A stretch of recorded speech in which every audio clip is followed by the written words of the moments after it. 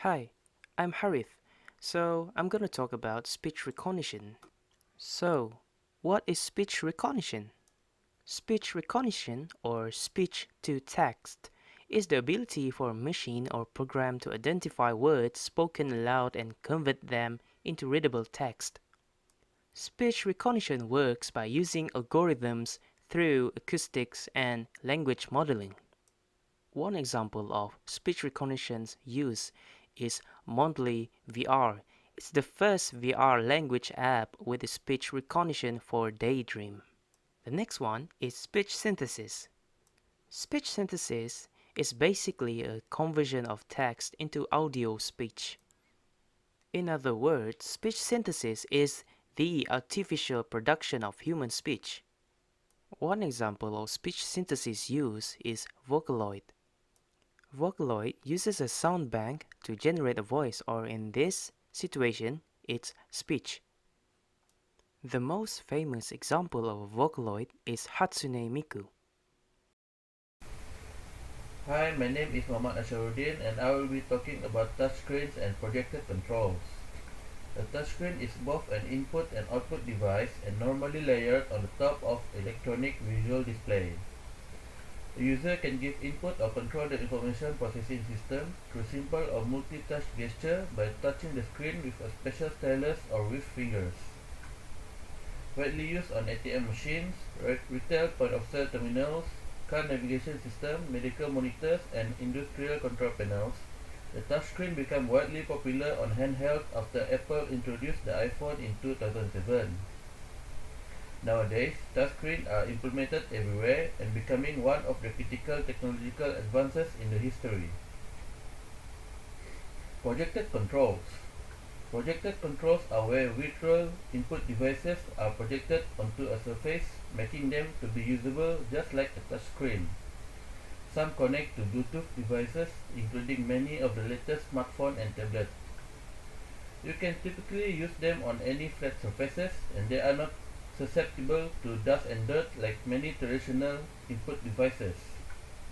OmniTouch, a wearable projection system developed by researchers at Microsoft Research, lets you turn pads of paper, wall, or even your own hand, arm, and legs into graphical interactive surfaces.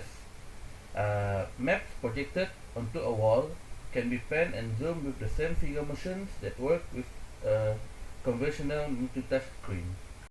Hello, my name is Ali Shafiq and I like to talk about some of the technological innovation in gaming industries.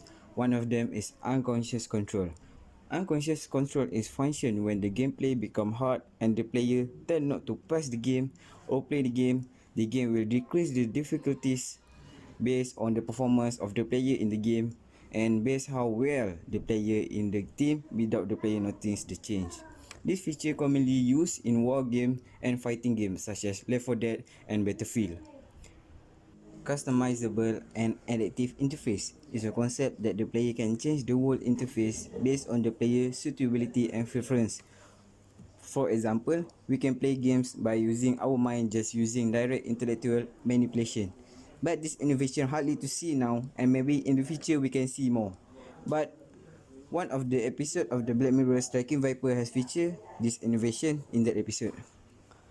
Other example of customizable and adaptive interface is voice integration, feature handheld device, and more. Hello, my name is ZULFADLI HAZIM. I will be talking about gesture controls and electroencephalography.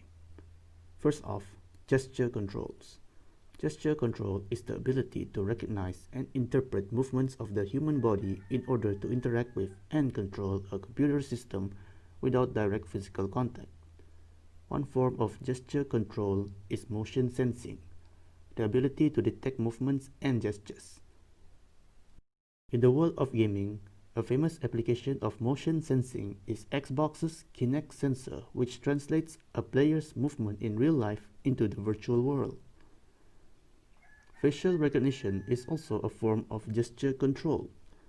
A facial recognition system uses biometrics to map facial features from a photograph or video. application in the gaming world is still uncommon since facial recognition is considered a controversial topic due to privacy issues. However, Sony's PlayStation Vita's face control is maybe one of the few steps necessary to promote facial recognition in gaming. Another form of gesture control is eye tracking. Eye tracking is the process of measuring the point of gaze or the motion of an eye relative to the head.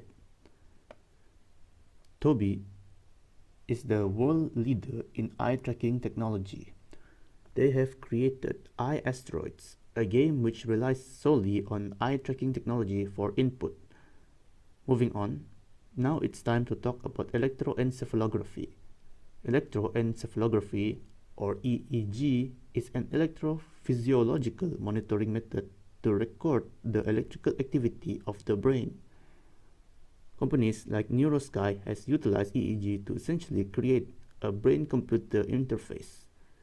Devices like Mindwave Mobile 2, although not on a large scale, have begun to be used in the gaming industry.